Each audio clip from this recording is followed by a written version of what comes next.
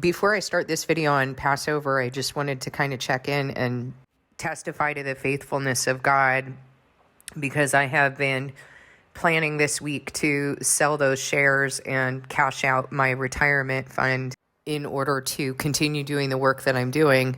And this, when you're doing that, like when you're living in this way, you need to feel ever so often that affirmation that you're doing what he wants you to do, that you're not deluded or something. And because these are the crazy things of the world. I mean, who even does this, right? Who sells everything they have and gives to the poor and follows Jesus? Who does that? How are they going to live? But I've followed him with everything that he has said to do thus far. I've not shuddered from it, and he has continued to bless me. And this week, as I've been building up to this and just kind of, I came to the point where this is what I'm doing. And I have been taking it up with him and asking him, please confirm. And I honestly thought he was going to confirm by telling me, okay, yes, do this. But the ways that he was confirming were so much greater than that, just pouring his love into me and affirming me in so many different ways, affirming that, yes, you have been doing what I have told you to do. You are speaking what I tell you to speak. This is the way that I expect you to live. This is me doing this through you. And he's confirmed it in so many ways, and even confirmed it through other people, like testifying to other people in the process. And I mean, there just can't be any greater blessing than to know that you're his and that you're serving him. If there's anything that I needed to get from this life, that was the one thing. And knowing the same about my children. So I feel incredibly blessed. I feel so much peace in the midst of, this crazy thing that I'm doing. And that's what gives us the strength to go on. In repentance and rest is your salvation. In quietness and trust is your strength. And I feel quiet. I feel still, and I feel peace. And there's no other reason why but him. I mean, who starts draining their assets, and feels peace at 44 years old? But I know how long I'm going to be here. I know what he's doing because he's talked to me about what he's doing and what he's built me for. And I just want you to know, you hear me on the channel. Sometimes I feel afraid. Sometimes I've got to keep working my heart into, okay, but you really have me doing this, right? This is really you, right? And inevitably he comes through and he proves it. Every time he proves it, gives me just enough to keep going. I just want to share that with you because I know that many of you, if not all of you, who are his are going to go through things like that. And you're going to need to hold on, and you're going to wonder, is this part of the deal? Is this part of what happens? Yes, it is. I was also talking with someone yesterday who is being built. They're being built to do something, and God's calling them in on other things and letting them know, hey, you have to address this, or it's going to present a hindrance. You won't be able to work for me. And she I can't remember exactly what she was saying, but the gist of it was, I just didn't know that this is what it was going to entail, that this is what it was going to be about, that crushing, that's how he's building you. And I said in a video yesterday, when he, in the world, when you get appointed to office, they have this big party and, a coronation, ceremony. Yeah, well, not so with God. It's not a big celebration. The world certainly is not celebrating you. And with him, he's crushing you. He's breaking you. You're having to prove worthy to have that trust. And the only way that you can understand what you're doing is through that crushing process. And I think that's by really good design, because you don't think that, that you're not the one who did this. First of all, that he's the one who built it. Your flesh has to be broken in order to serve him. And you appreciate the position that you've been appointed to so much more. Look at the people who are celebrated in the world. Do they appreciate the positions that they're in? No, they keep trying to take more for themselves, right? Doing crooked dealings and just despicable people, cheaters and liars. You have to be broken to serve God. And there is no glory that you're going to run away with when you're serving God, because he doesn't bestow that on you until the proper time. You don't get exalted in this life. And that's a good thing, because if you did, your flesh would take you away. Nope, you just keep getting broken and broken and broken. And truly the reward here is having the joy of the Lord, is being able to see your quote unquote children, right? You're told that you're going to wear your children as ornaments. You get to see the people that you've been working with come into what they're supposed to be doing in Him. You learn how to appreciate the small things, the things of God. Huge blessing. So I just wanted to share that with you and hopefully encourage you. If it doesn't encourage you now, it might later when you're going through this. Let's jump over to Numbers 9, verse 1.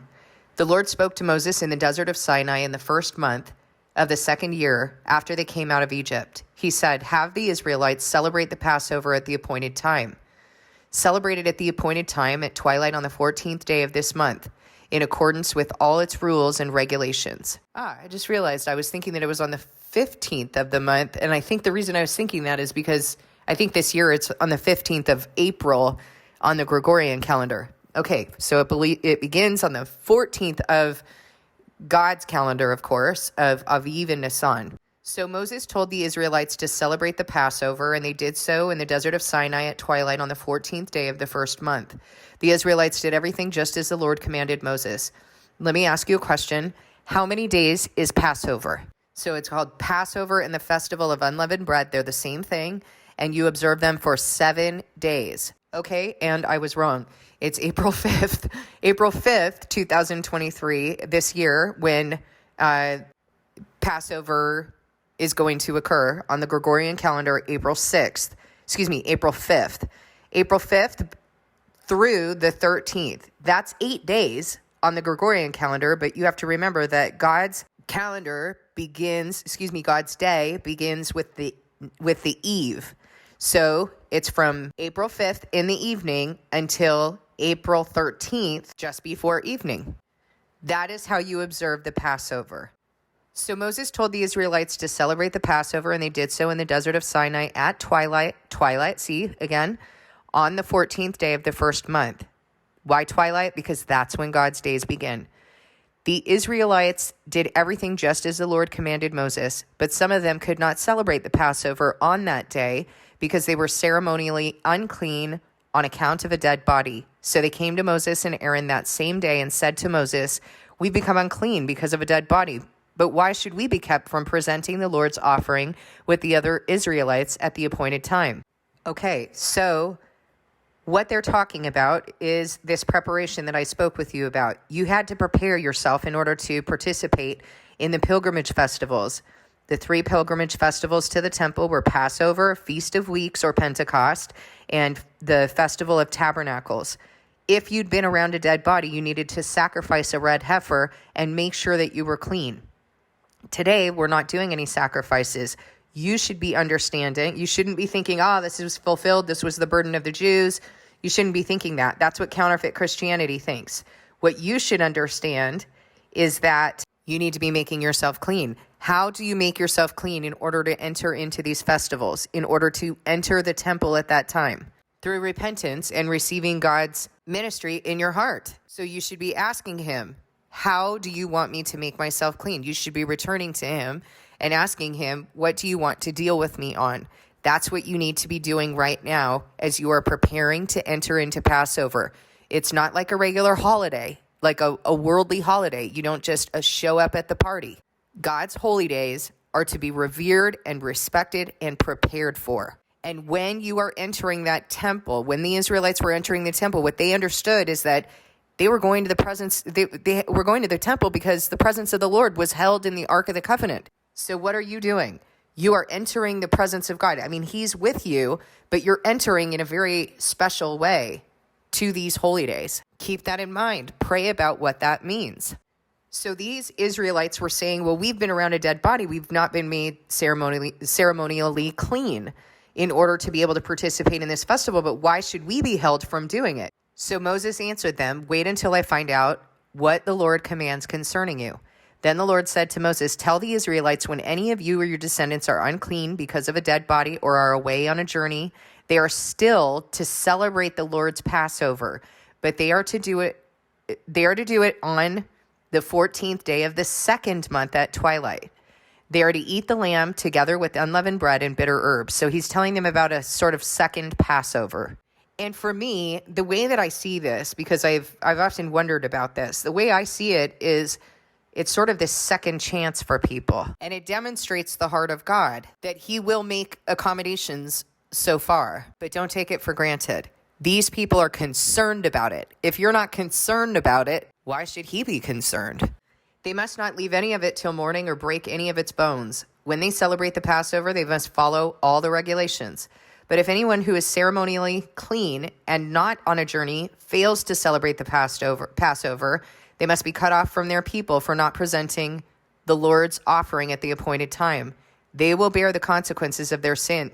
Now, let me ask you something. So God gives certain consequences, serious consequences, that they must be cut off for not presenting the offering to the Lord. The offering being an animal sacrifice or a grain sacrifice or something like that, okay? In this situation, it's the animal sacrifice, it's the lamb. If God is willing to cut off people for not presenting an animal sacrifice, what does he care about? Is he hungry? Does he not have enough things or food? No, he wanted their hearts. He wanted the best of what they had, that they would learn to love him. They would learn to circumcise from their own desires, to hold on to the best of what they had and to give that to God. How much worse will it be for us if we don't give him the best of what we have? If we are told that we are a sacrifice and we don't give him the best of what we have in our hearts. You know, I know some people who don't take that seriously, who continue to work on his Sabbath. And I highly doubt that they've even said anything to their bosses, even tried to get it off or taken that up with God. Continuing to desecrate his Sabbath when he said very clearly, this is a sign. This will be a sign between me and you. If you can't give him the best of what you have, what's going to be the consequence? If you can't trust him, but you implicitly trust these doctors, you implicitly trust what the experts have to say, but you don't trust him that he will make sure that you are taken care of, make sure that he gives you a job where you don't have to desecrate his Sabbath, make sure that he guides you and leads you according to what you need to do in your covenant. You're not giving him your best. What will happen? You will be cut off from your people and you will bear the consequences of your sin. Please take it seriously. A foreigner residing among you is also to celebrate the Lord's Passover in accordance with its rules and regulations. You must have the same regulations for both the foreigner and the native born. On the day the tabernacle, the tent of the covenant law, was set up, the cloud covered it. From evening till morning, the cloud above the tabernacle looked like fire. This is how it continued to be. The cloud covered it, and at night it looked like fire. Whenever the cloud lifted from above the tent, the Israelites set out. Wherever the cloud settled, the Israelites camped. Is that cool or what? I mean, he gave them exactly what they needed. I mean, that's so beautiful and so precious that, you know, you hear one of the things that he said, did your clothes wear out? Did your sandals wear out? I took care of you. He covered them in a cloud so that they weren't scorched by the sun. He kept them warm at night with this fire. What an amazing God. And he did this to also lead them on where they should go, when they should stop, right? When the cloud stopped, they stopped. Same thing with the trumpets. Remember that he then transferred to the trumpets. When the trumpets blow this way, you are to set out. When the trumpets blow this way, you are to gather in. Think about that when you're reading scripture and you're reading about the trumpets. And then from the trumpets, he establishes certain things that he's doing to the earth. All right, when you see these things, return to me. Go, my children, shut your doors, hide yourself for a little while until his wrath has passed by. So remember that when he does these things, these are trumpets. You might not be in the Israelite community where they are blowing the silver trumpets, but he's established trumpets. He's established what a trumpet is. And those trumpets, when he starts sending those things, you're supposed to know that you need to return to him. You're supposed to know when to stand still, when to go into your house and shut the door until his wrath passes by. Return to him, rid your house of yeast. And as you return to him, he's going to minister to you when he sets you out.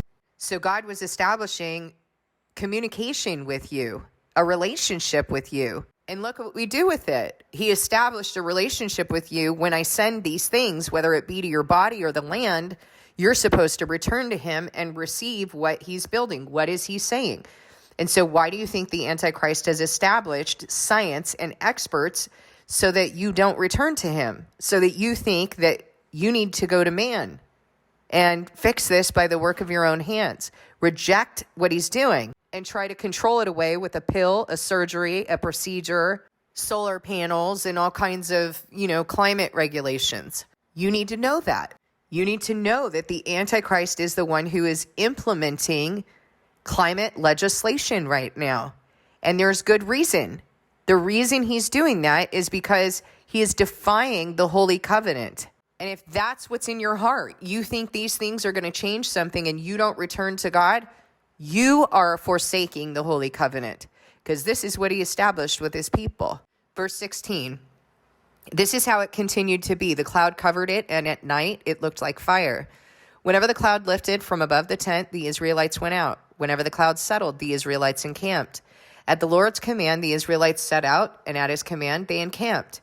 As long as the cloud stayed over the tabernacle, they remained in the camp. When the cloud remained over the tabernacle a long time, the Israelites obeyed the Lord's order and did not set out. Sometimes the cloud was over the tabernacle only a few days. At the Lord's command, they would encamp, and then at his command, they would set out. Sounding like a trumpet? Sometimes the cloud stayed only from evening till morning, and when it lifted in the morning, they set out. Whether it by day or by night, whenever the cloud lifted, they set out. Is he teaching them? Follow me by my Spirit. Follow what I'm doing. He's going to do this with you as well. When you return to him, he is going to begin to move you by his Spirit. That's what he's doing with them. They don't have his Holy Spirit yet. They have the cloud. He's teaching them how to be moved by him, how to remain attuned to him. You need to be learning that. If you don't know how to do that, you don't know how to be attuned to him, then you need to return to him and receive how to be moved by him. Whether the cloud stayed over the tabernacle for 2 days or a month or a year, the Israelites would remain in the camp and not set out. But when it lifted, they would set out. Same instructions for the trumpets, by the way. At the Lord's command, they encamped, and at the Lord's command, they set out. They obeyed the Lord's order in accordance with his command through Moses. I want to make one note. In Numbers 33:3, it says the Israelites set out from Ramesses on the 15th day of the first month, the day of the Passover. They marched out defiantly in full view of all the Egyptians. Okay, so that makes it sound like the Passover is one day, doesn't it? But the Passover is 7 days. This is referring to the day of the Passover preparation, when they're actually eating the lamb. In Luke 22:1, you see that the scriptures say, now the festival of unleavened bread called the Passover was approaching. So they are the same thing, but the actual meal of the Passover is prepared on the 15th day. So I don't want you to get tripped up about that, okay? Usually when people are talking about Passover, they're referring to what they're celebrating as Easter, but they're not understanding that Passover in the Bible is supposed to be celebrated for 7 days. Deuteronomy 16, verse 1. Observe the month of Aviv and celebrate the Passover of the Lord your God, because in the month of Aviv he brought you out of Egypt by night. Sacrifice as the Passover to the Lord your God an animal from your flock or herd at the place the Lord will choose as a dwelling for his name. Do not eat it with bread made with yeast, but for 7 days eat unleavened bread, the bread of affliction, because you left Egypt in haste, so that all the days of your life you may remember the time of your departure from Egypt. 2 things I want to tell you about the recipes of bread, okay? Christ is referred to as the bread of life. He was born in Bethlehem, the house of bread. He says you must eat of his flesh and drink of his blood. In the covenant, we're eating the bread to remember his flesh. We're eating the wine or drinking the wine to remember his blood. He was the manna from heaven that the Israelites ate. He performed miracles, feeding the 4,000 and the 5,000 with just a few loaves of bread and fish, proving himself to be the manna that came from heaven. Okay, so you recognize all of those things. Now, the witnesses are also described with bread, and so are the apostles in the Festival of Weeks, Pentecost. The recipes are very different. In the recipe for the bread that represents Christ, there's no yeast, there is no sin, and it is the bread of affliction, right? He who was cursed for us, he who was afflicted for us, took on all of our sins. His bread, the only instructions are, you are to make it without yeast. No specific measurements, but in the bread, that represents the apostles and the witnesses, you are to use 2/10 of an ephah. Well, why 2/10? And why are you saying 2/10? Why don't you say 1/5? Just reduce it. It's kind of a weird thing, right? Usually when we're talking fractions, we just reduce the fraction. Well, because he bestows understanding in a particular way. 1/5 of an ephah is 1/5 was the value that you added to something that you wanted to redeem. Christ didn't need to be redeemed because he wasn't sinless, because he was sinless and blameless, hence no yeast.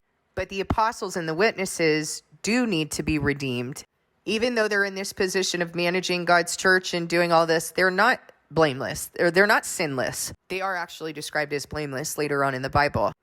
In Revelation 14, for example, they're blameless and there's not a lie in their mouth, but they're blameless because they're blameless by faith, just like Job was blameless by faith. It didn't mean that Job was without sin. He was blameless by faith. He received what God was going to do, later come to do, cover his sins, because Job was a man of faith. So they are blameless, but they're not sinless. And that's the reason why they need to be redeemed. And they are described as those who were redeemed from the earth, also in Revelation 14 and elsewhere in Scripture. And their bread, the bread that represents them, is baked with yeast. Only these groups are represented in bread: Jesus, the apostles, and the witnesses. The multitude in white robes, not represented that way. Verse 4, let no yeast be found in your possession in all your land for 7 days. Do not let any of the meat you sacrifice on the evening of the first day remain until morning. You must not sacrifice the Passover in any town the Lord your God gives you, except in the place he will choose as a dwelling for his name. There you must sacrifice the Passover in the evening when the sun goes down on the anniversary of your departure from Egypt. Okay, so when did they depart from Egypt? Well, we know from Exodus 12 that the Lord told Moses ahead of time, this month is to be for you the first month of your year. Tell the whole community of Israel that on the 10th day of the month, each man is to take a lamb for his family, one for each household. Then he has them care for the lamb for 4 days, slaughter them at twilight on the 14th of the month, put that blood over the doorways. And so when they did this, and the destroying angel took the first of every household, and then Pharaoh got up and said, get out of here. All you people, get out of here. Go, go. You can't be here anymore. That's when they left. So we are celebrating to the day exactly what God did, to the day.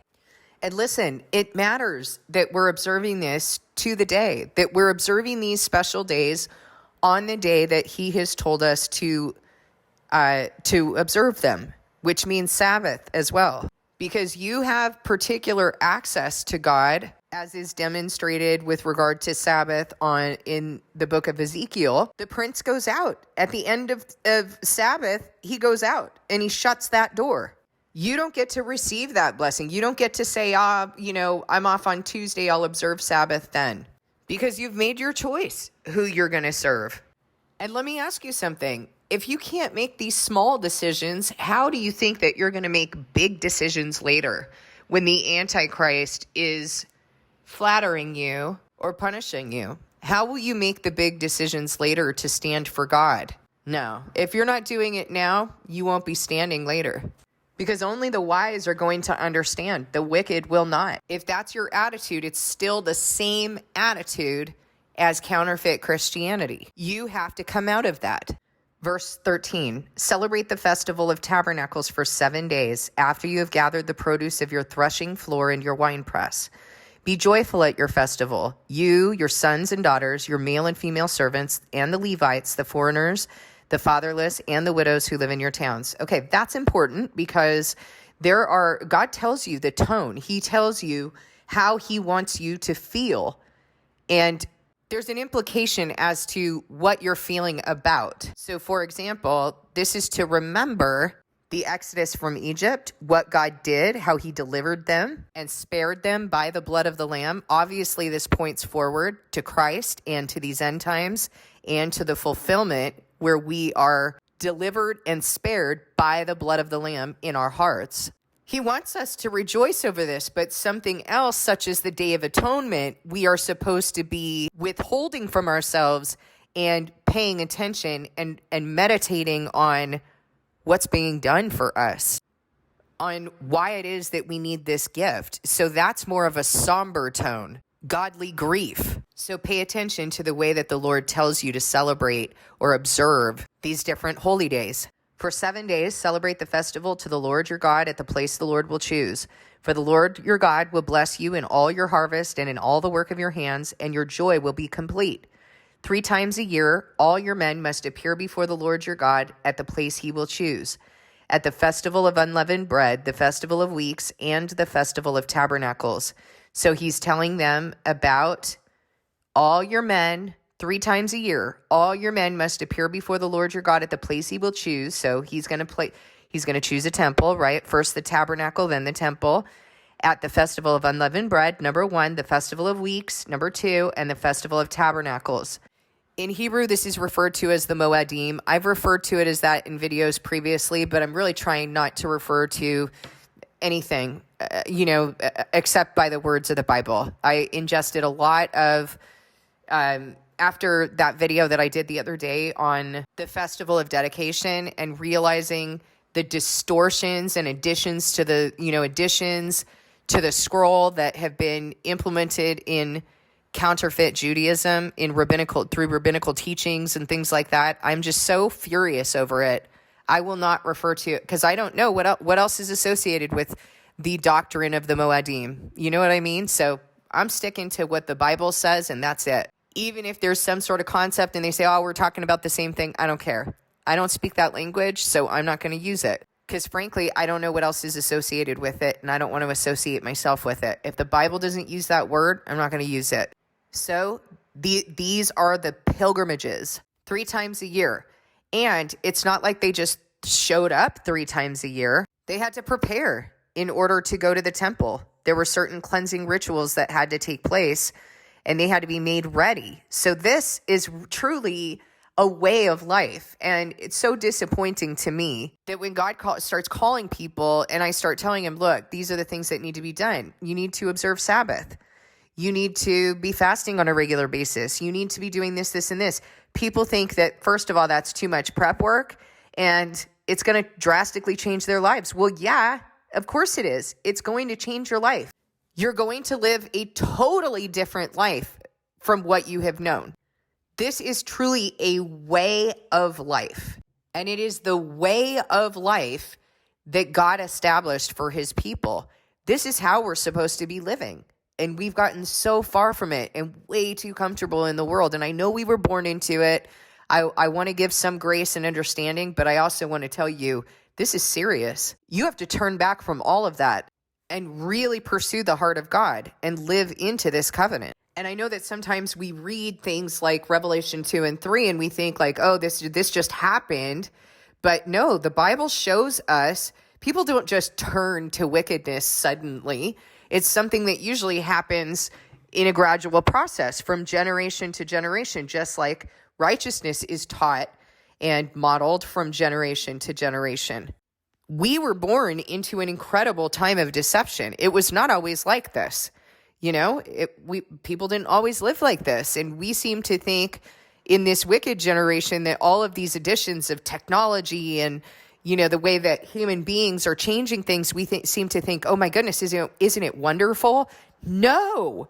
The further we get away from that simple life, and there's a few people on here who are farmers, and they have that simple life, working the land, understanding the land. They understand certain things better than those who are living, think they're living their best life and are experts and the wise in their own eyes and have all these credentials behind their name. I did all that, and I'm trying to get back to the simple life, that quiet, humble, simple life. That's how God's people are supposed to be living. And he will make a way. He will make a way. He's made a way for me. And, there are a lot of things that getting an education is a hindrance, you guys. You end up a slave to your student loans, and you start buying into all of this worldly stuff. There's a lot that has to be left, but you still have all of those responsibilities, and yet God makes a way for me. So we've gotten far, and it's happened rapidly. We've gotten far from that life that God established for his people, and it has happened rapidly. And it's happened from generation to generation. There's been so much deception. It's part of the reason why I uploaded that video on the Renaissance period the other day, because you need to understand, like, certain things that people thought were so good, like medicine coming in and technology and even roads and bridges. I mean, great. Okay, so we now have civilization, but how do we maintain the values that we get from a small town, from family, from simple living? You saw that the minute that, like, I'm even remembering when I was in college, when I just started college, text messages. I mean, you had to be careful because you didn't realize, like, if you sent a text message, like, you couldn't revoke that. And a lot of people would send text messages impulsively. I remember this. My kids will probably laugh because then it makes me sound old, but you couldn't revoke text messages. So you better be real careful before you think about what you're sending to people, because now there's a record. And what about beepers? You remember beepers and pagers? Before, it was like you just wait till the person gets home and they'll check their they'll check their answering machine. But now you got a beeper and a pager and someone's paging you 911. And then they're like, I paged you 911. Why didn't you answer? Now you have to be ready at the drop of a hat. Email, text, pagers, cell phones. Now you better be ready at the drop of a hat, and you better not have an excuse. So there were expectations that went along with all of this, and things moved pretty quickly. And you started to become dependent on the work of man's hands rather than what God was providing, because God was just providing whatever you had access to right there. There's so much benefit to that. Like, it's such a beautiful thing. It's scary when you've been living according to the world and trusting in the world, but to scale back and get back to a place where you're not trusting in what's going to be available to you through trade or import. What happens then? What happens when no one can get to you? Like, when things are shut down? Do you see what God's doing right now? Like what he did with the shelves being bare in our stores, not having certain access. You really are going to have to trust in him. And I just, again, want to put this bug in your ear. Don't try to do this. Don't try to reject what he's doing, what he's teaching his people, by doing something by the work of your hands, storing up. If God tells you, but go to him, pray. Don't start making decisions based on fear and a lack of trust in him, and then call that him. I mean, I'm with him all the time. I'm asking him this stuff all the time. I harvested some stuff in my yard yesterday, and he was even, I'm looking outside right now. I've got buckets out front of produce for people to just come by and pick up, because I don't need to start hoarding this stuff for myself. I need to give it right now as it comes. Let people be blessed through me, and trust that he's going to provide along the way. Only take what is necessary, right? I've said that to you in videos before. That's what he tells me. Only take what is necessary. Okay, I think I got a little bit far away from this. So let's go back to Deuteronomy 16:16. 3 times a year, all your men must appear before the Lord your God at the place he will choose, the festival of unleavened bread, the festival of weeks, and the festival of tabernacles. That should already, if he's saying, okay, only 3 of these are you supposed to go to the temple, you should already be thinking, there's something to that. Like, why those 3? Why did he select those 3? They must be important to him. I explained that in a video yesterday. No one should appear to the Lord empty-handed. Each of you must bring a gift in proportion to the way the Lord your God has blessed you. Okay, so if you have much, more is required. If you have a little, still required, in proportion to the way the Lord has blessed you. Again, I tell you that I hear that, people say, oh, if I was rich, if I had wealth, I'd give all my money to the poor. Why don't you put your faith where your mouth is and start doing it in proportion to the way the Lord has blessed you right now? It's absurd for people to say that. Wealth doesn't come out of thin air. Someone had to work for it.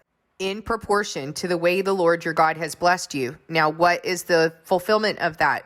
Still, we're supposed to be blessing others. God is blessing them through us. But this also has to do with the gifts that he's giving you. The things that he's entrusted to you, he expects you to do well with it. That's the kingdom of heaven, by the way. Like, you need to be desiring more and more responsibility. It's, it's a lot, but it's also like you get to experience more of the joy of the Lord. And what I see in some people is that people are afraid of what's going to be required of them, and they're hiding from it. That's a wicked and lazy servant. Outright wicked and lazy. they are afraid of picking up what God has set them apart to do. It's detestable. And what they have will be taken from them and given to someone who already has. God's not going to put up with that. You have to bring a gift in proportion to the way the Lord your God has blessed you. I think that's a long enough video for today. I want us to keep studying Passover, keep understanding the significance of it, what's expected of us. How do we bring our hearts into this? How do we prepare to enter in? And so let's just kind of review. You're preparing through cleansing ritual. You are preparing to bring a gift in proportion to the way the Lord your God has blessed you. You're understanding that these festivals, that this particular festival, Passover, is one of the 3 pilgrimages. So how does this Passover festival go along with the others? This is a festival in which he wants you to be joyful. There are other festivals in which he wants you to grieve. In this festival, what does he want you to rejoice over? He wants you to rejoice because he pulled the Israelites out of bondage. He carried them on eagle's wings. He delivered them from the hands of their enemies. And that is signifying what he's going to do with you, what he's doing with you right now, and what he's going to do with you during the resurrection. He passed over them. He wants you to rejoice. If you're bearing the fruit of being his, then you should be rejoicing in that, because during this end time, he is going to pass over you. Remember that Jesus said, to the apostles, they said, Lord, even the demons submit to us in your name. And he says, don't rejoice because the demons submit to you. Rejoice because your name's written in heaven. You got to keep getting in deeper with him, and he is going to continue to give you more and more of the kingdom of heaven to fulfill his work. Thank you for listening. God bless you, and I'll see you in the next video.